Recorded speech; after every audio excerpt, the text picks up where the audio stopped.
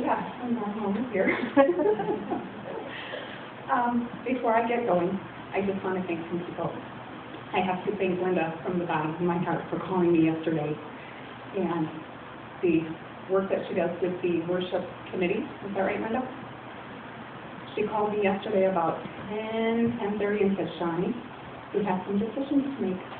We need to know what music you want. We need to know what scriptures you want read. The only thing I know is what you're preaching about a little bit and what you got it titled. And I thought, oh my goodness, Melissa didn't tell me all this. But I'm very glad that Melissa has given this break. I know she's a very busy person. So, based off what was read today from the Bible, my speech is on Psalm 46, particularly verse 10. Be still and know I am God. So bear with me. This little verse that's so familiar and so easily recited. It's a great piece of advice. But like most pieces of advice, it's easier said than done. It's a challenge. During this past summer, I had the opportunity to participate in the lay speaking ministry classes, and at the time I had absolutely no intention of being up here. That was just something for me, my me time, something to do, something to accomplish, to say I did it for me. So I probably stood with my classmates that second Saturday when we were all done, and they gave us our certificate, and on the inside I kind of had that, yeah, we did it. And I was really excited to get here the next day on Sunday and tell my entire church family that I completed those classes. I was really excited to share it with you. I really didn't expect that when I walked out that back door, Melissa would say, so I'm going to be on vacation in September. Are you ready to preach? I smiled, you know how I am, very nonchalant. I walked on home that day. And I really didn't give it another thought. So a couple of weeks ago when she called me on the phone and said, so, you still going to deliver a sermon on Sunday, the 2nd, while I'm on vacation? And I said, sure. What's the topic? She said, whatever you want to talk about. Hey, thanks for all the direction there. So, if most any of you have ever had any conversations with me, especially when it comes to my faith, you have heard me say how I struggle with that particular passage. With recent events in my life, this has become even harder. Several years ago, when I began to attend the United Methodist Church, I discovered this booklet, The Upper Room. What a wonderful thing. Because this was my opportunity to start working on that little problem that I had of being still. It got me through some pretty trying times then, and it still is today. And it hasn't been so easy. I've really struggled with this, but I'm working hard at implementing this in my life. Somehow I think maybe there's a few people out there that might feel the same way. So to me, I think breaking the verse down into a couple of sections might be easier to learn how to implement it. So 4 sections. Be still. Number 2, and know. The 3rd, I am. And then obviously the last is God. First, it's not easy to simply be still, is it? We live in a world that seems to be in constant motion. And all of us have more to do than we can ever get done. In today's society, to be still equates laziness. Successful people aren't viewed as being still or wakeful. Having still, they're active and they're constantly in motion. We have this idea that if we're not doing something, then we're not being productive. But what would you give for a few minutes to just be still? Ask any mom out there in the congregation sitting amongst you how often they've said, I'd give anything if my children would just be still for a few minutes. All that energy, all of that movement. Yeah, I see smiles out there. How many times have you looked your child in the eye and said, could you just be still? Just listen. guess what? Our Heavenly Father is saying the same thing to us. Be still just for a minute. Stop. Stop working. Stop moving. Stop talking. Just stop. So the first hurdle we face then is to get our bodies to be still, to literally stop moving. Now, I don't know about any of you, but for me, that does not come easy. And my entire family sitting in that row will tell you that I don't sit still very much. For me, it means that I have to consciously schedule this still time into my day. And I think it's the very first thing that I do in my day, before my mind can start to get cluttered up with everything that I have to accomplish, and before my concentration is divided amongst everything that has to be done. I go to my still place. And that's a spot in my home that I've designated for my time with God. But even though I get up early, sometimes 4 o'clock, and I get my body into that place at my house where I'm supposed to be still, I'm not still. I'm not still before Him. More times than not, it's a big battle. My mind starts racing. I lose my concentration really easily on the purpose of the still time. And my body's in the right place, and I'm not still before God. In order to be still before God, I have to have an inner focus which centers on God and God alone, which brings me into a place where He is, for that time, my whole universe. No extraneous or conflicting information is allowed to interfere. How can I get to the place where I can truly be still before God, so that I am completely swallowed up with His presence and His reality, and nothing interferes with it? Quite honestly, I don't think it's easy for any of us, because there are 3 things that work really hard against that focus: the world, the flesh, and Satan. And they are all out to break up this quiet inner stillness. And then we have a spiritual war that's raging when we sit down to be still before God. So how can we start on the quest to be still? I would encourage you to start by praying, asking for inner concentration, or, as we do here, sing a song, something that focuses on God, and it'll maybe help you feel that need to be still. Another idea might be to keep a notepad nearby, so, when things pop into your head while you're trying to meditate, you can write it down really quick, and then, get right back to your meditation. And then simply just be prepared, no matter what, because your mind's going to wander. Just keep refocusing. Don't give up. It takes time. I can't be still at the drop of a hat. Sometimes it takes what seems like an eternity for me to be still on the inside. But until we are still, we really can't make any further progress towards knowing that He is God. So this simple verse, which tells us to be still and know that I'm God, requires a strong discipline on our part.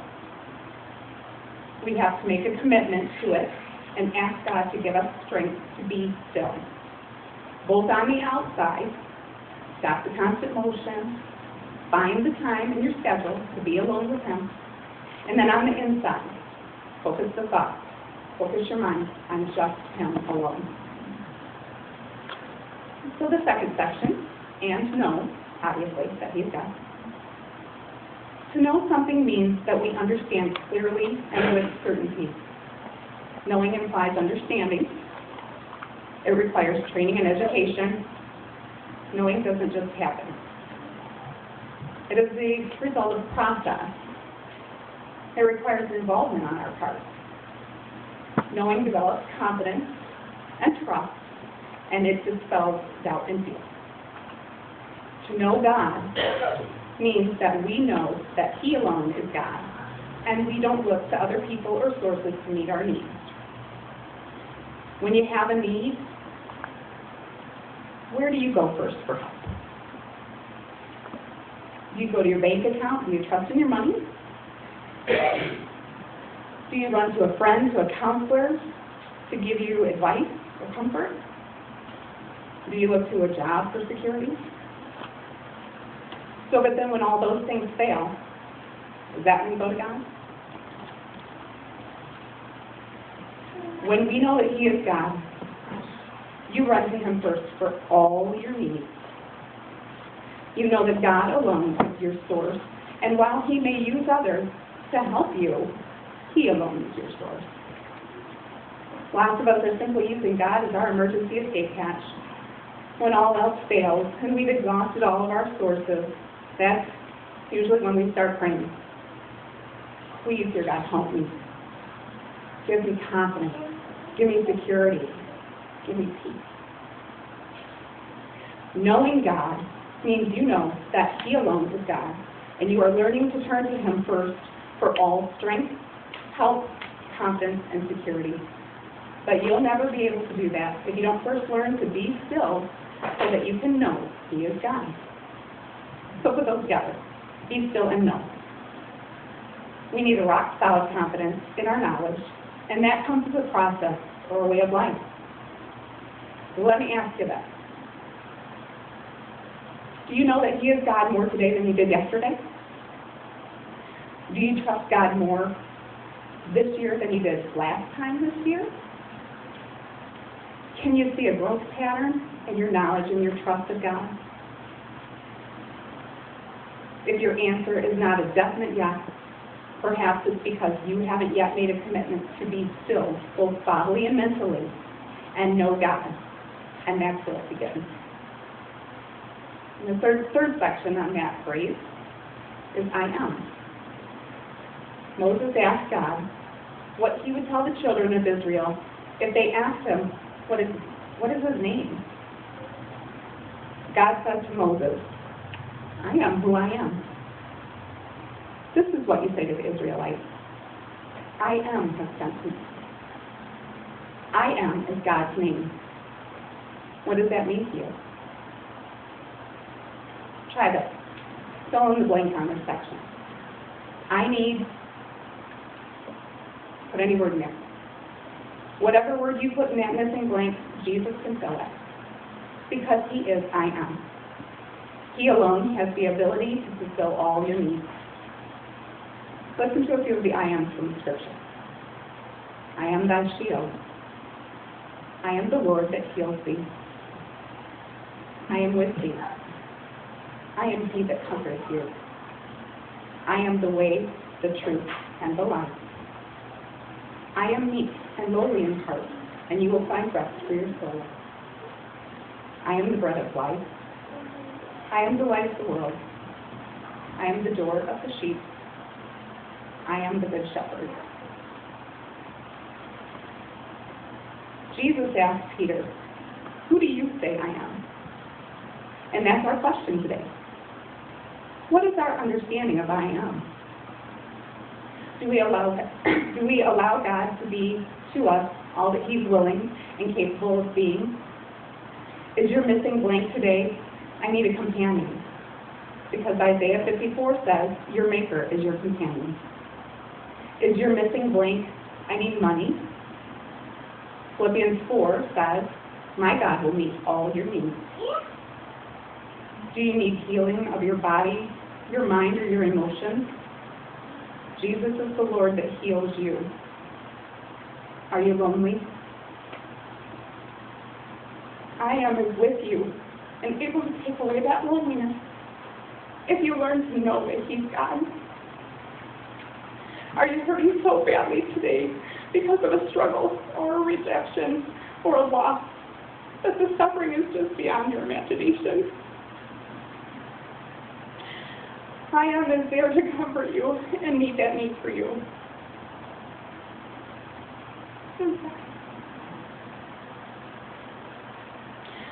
I guarantee you, whatever the word is that you put in that missing blank, our loving Father is going to meet that need because He is I am.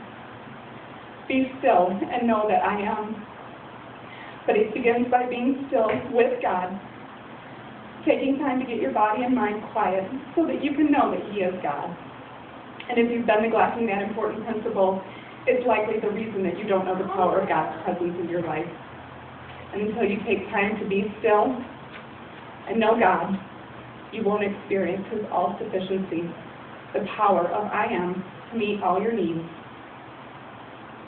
Will you today begin to be still and know the great I am who is waiting to be gracious to you? And so the last part then of that phrase to focus on is God. So many people in the world today, including many Christians, are worshiping false gods. And you might think, not me, Sean. There are no idols in my house, not in my church. Well, there may not be any idols of wood or stone, but that doesn't mean that we aren't worshiping an idol God. And it's a horrible insult to the God of all the universe when we worship other gods before Him. False gods, gods that don't exist and cannot meet our needs. And it is oh so easy to forget who is God. Today's society tells each of us as individuals that we're a God. Today's society encourages us to worship ourselves and make ourselves the most important person in the world. The business community believes that our careers should be our God. And sometimes we allow another person to become God in our life. Sometimes our dreams and our desires become our God. We need a constant reminder of who is God. We need to frequently check the thrones of our hearts and see what we've allowed to replace God. What we've allowed to take precedence over Him. Be still and know that I am God. Those 8 words carry a strong message. They really hold the secret for us as Christians. The secret of a victorious life. The secret of keeping our priorities in line. The secret of a balanced life. The secret for a life of peace and contentment. The secret for a life that blesses others and brings glory to God. That's most important. I challenge you to make today the first day that you take this verse very seriously. And by God's grace, start to implement it in your life. Take some time each day and consciously be still before God. Quote the verse to yourself. Think about it in sections. Ask yourself, am I really still? Plan your still time. Pray for inner stillness you need so that you can know God. Remember the I ams of the Scripture. Write them down and reread them often. Remind yourself how totally sufficient God is for every one of your needs. And then carefully keep watch of the thrones of your heart to see who or maybe trying to become a God. It happens subtly, and so we have to constantly be on our guard. But if you will just be still and know God, all will be well.